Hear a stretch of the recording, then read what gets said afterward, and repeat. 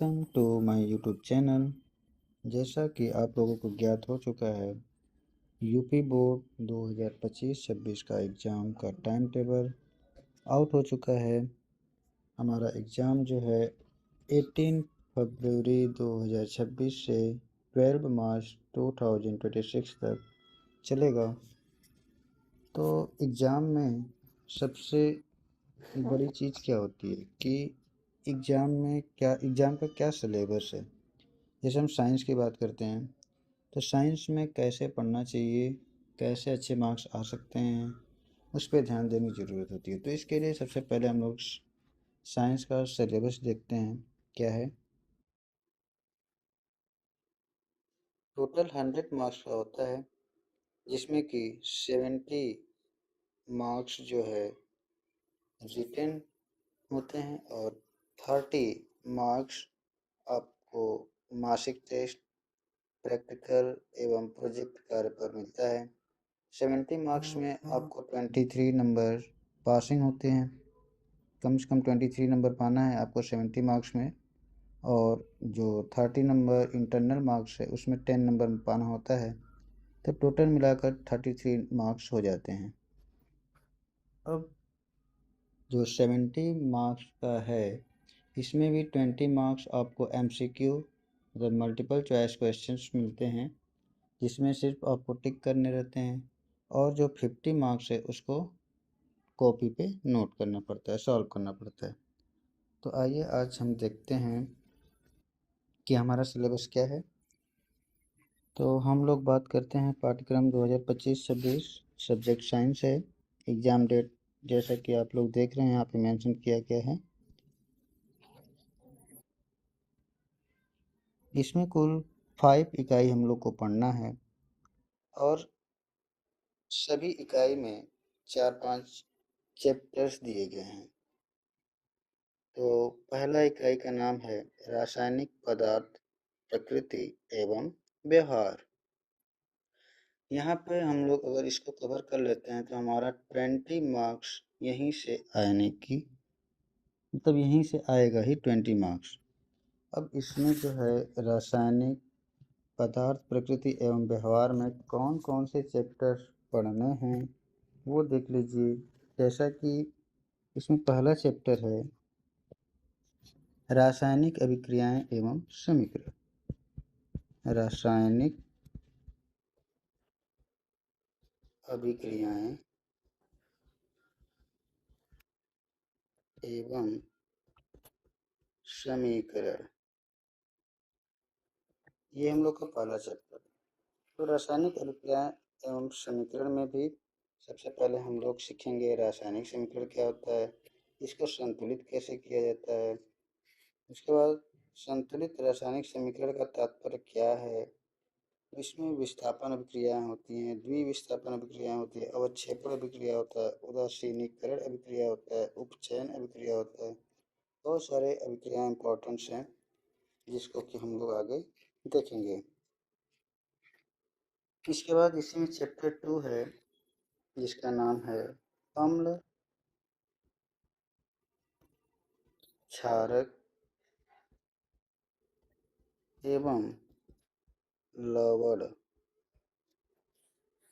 इसमें हम लोग अम्ल, क्षार और लवण के बारे में पढ़ेंगे।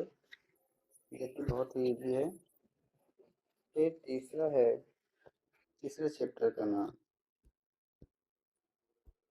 तीसरे चैप्टर का नाम है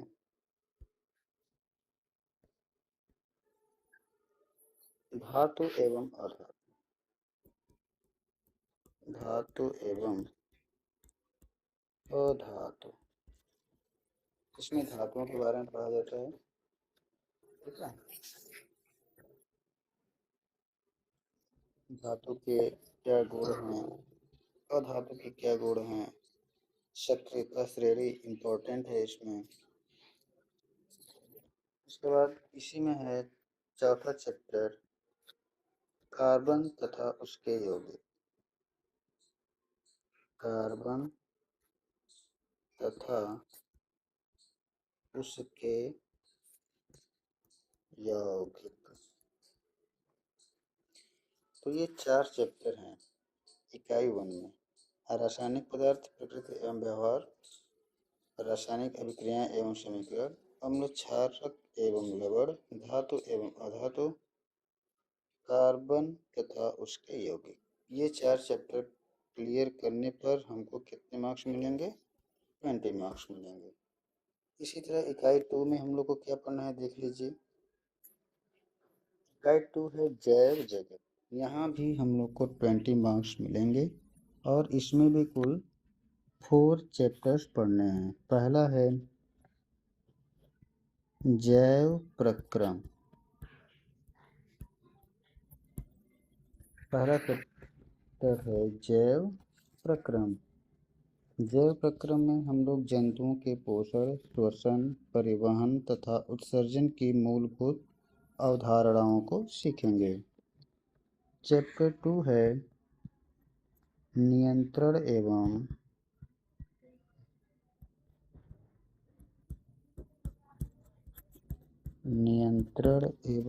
समन्वय।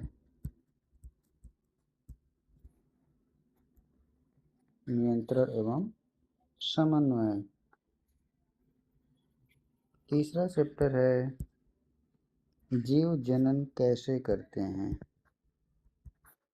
जीव जनन कैसे करते हैं। और चौथा चैप्टर है आनुवंशिकता। आनुवंशिकता ये भी काफ़ी इम्पोर्टेंट है, इसमें मेंडल जी आते हैं। तो ये 4 चैप्टर अगर क्लियर करते हैं तो हम लोग को 20 मार्क्स मिलते हैं। इकाई 3 है प्राकृतिक घटनाएं। यहाँ पे सिर्फ 2 चैप्टर पढ़ने हैं और दोनों मिलाकर 12 मार्क्स हमको देते हैं। जैसे कि इसमें पहला चैप्टर है प्रकाश। काफ़ी इम्पोर्टेंट चैप्टर है प्रकाश। अब प्रकाश में जो है प्रकाश का परावर्तन तथा अपवर्तन पढ़ना है। दूसरा चैप्टर है मानव नेत्र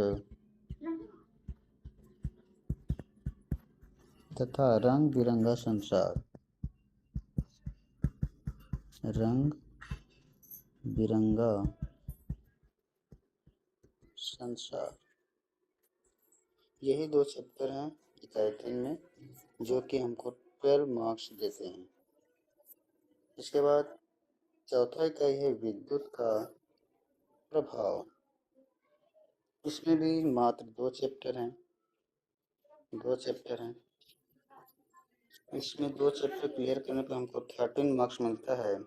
पहला चैप्टर है विद्युत, काफ़ी इम्पोर्टेंट है। दूसरा है विद्युत धारा के चुंबकीय प्रभाव। विद्युत धारा के चुंबकीय प्रभाव।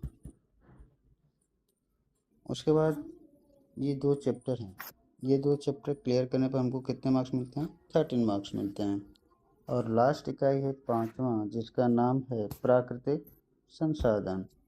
ये भी छोटा चैप्टर है और इससे हमको कितने मार्क्स मिलते हैं? 5 मार्क्स मिलते हैं। तो जैसा ही नाम से ही पता चल जा रहा है इसमें हम लोग पर्यावरण के बारे में सीखेंगे। ये पर्यावरण का ही चैप्टर है, इसमें एक ही चैप्टर है।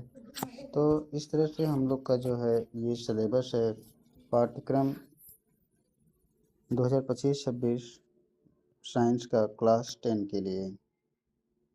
क्लास 10 तो हम लोग अगले वीडियो में देखेंगे, स्टार्ट करेंगे पहले चैप्टर से। जो इम्पोर्टेंट टॉपिक होते हैं, इम्पोर्टेंट टॉपिक जहाँ से क्वेश्चंस आने की पूरी संभावनाएं हैं, उसको हम लोग सॉल्व करेंगे। ओके, थैंक यू, धन्यवाद।